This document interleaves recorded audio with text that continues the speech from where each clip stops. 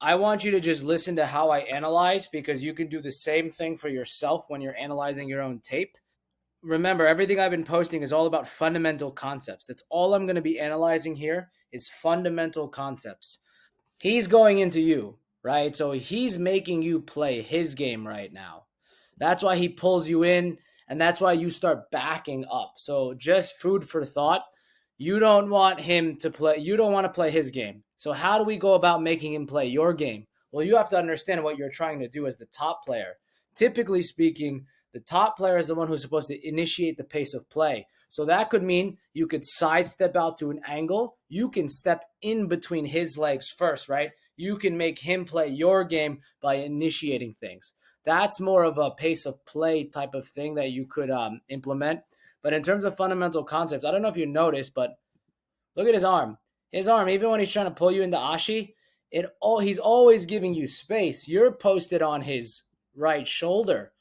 When if you see this underhook, you take this underhook. He's actually giving you an underhook, right? Second thing is you're grabbing at the end of the lever, his right wrist, right? But let me ask you something. What do you plan on doing with that grip? If you don't have an actual plan for your grip, it's a useless grip. And I'm not saying that to be like insulting, but typically you want to make meaningful grips, right? You brush your teeth because you want to clean your teeth. You make grips because you know what you want to do with them. All I see is he's giving you another underhook on both sides. Now he enters into ashi, right? He's entered into ashi. Now look at your right hand. You're grabbing in between his knee. This is not the end of the lever, right? You want to be grabbing right where his toes meet, the rest of his foot, right? So that would make it much easier to peel this grip off rather than you having to use a lot of energy trying to keep up with off balances, trying to keep up with, him trying to, invert on you or whatever, put you in a leg lock position. Now from here, he could heel hook you, by the way. He could heel hook you, but heel hooks, I don't think you guys are playing them, but you're definitely giving up a heel hook to a certain extent. So now you actually get out of this because you start to play at end of levers more. But even with this shin grip, see this shin grip? You can go lower. You can even go to the middle of his foot. And I bet you it would be much easier for you to, because look, you're battling at his shin, but that means he still can use his leg and his knee, his IT band and all his muscles on his upper hamstring.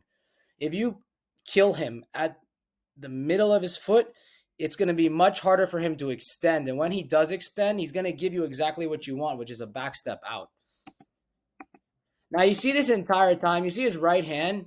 So he's essentially bench pressing you this entire time. So now this is not a technical error. This is more of a work rate error. If he's bench pressing you the entire time and he's extended, this is an opportunity for you to capitalize on his arm fatigue. Imagine going to the gym and bench pressing, 225 pounds on each side, but keeping your arms extended rather than going in for every rep. Your arms will get tired much, much quicker. That's exactly what he's doing. So his work rate is much higher than yours right now, or your work rate's about the same. So from here, he's extended again. This is how Cade Rotullo got. This is how Lachlan Giles got armbarred in ADCC because he was too extended. Oh, by the way, he's giving you his neck. I don't know if you noticed this, right? He should be tucking his chin. His chin is out. He's not. He actually is giving you. See that space right there? That's a Darce. That's a front, and that's a head and arm guillotine right there for him. Like you can easily catch him with this if you jump on his neck right now. I don't know if this helped you in any way, but you see how I'm not necessarily looking at certain techniques before I look at inside positioning, end of lever, like keep your chin tucked, elbows in.